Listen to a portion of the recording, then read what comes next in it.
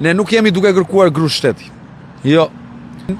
Ne jemi duke kërkuar një bashkim të madh qytetar që t'ja pamundsoj qeverisjen në mënyrë demokratike Edi Ramës. Dhe pastaj të shkojmë në zgjedhje. Pasi të reformojmë ligjin zgjedhor, të shkojmë në zgjedhje. Të shkojmë në zgjedhje demokratike për herë të parë. Dhe aty të garojnë të gjithë. Le të garojë dhe Edi Rama në krye të Partisë Socialiste, patjetër.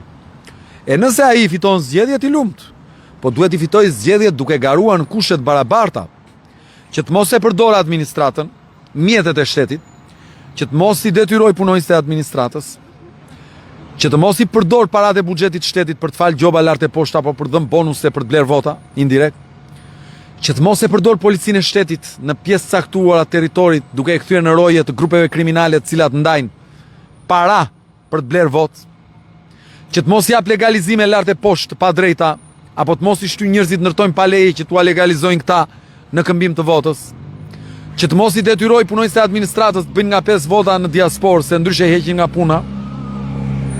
Këto janë të vërtetat e mëdha. Të garojë Edi Rama si barabart me gjithë në tjerë dhe të shohim si del rezultati. Kjo është çështja.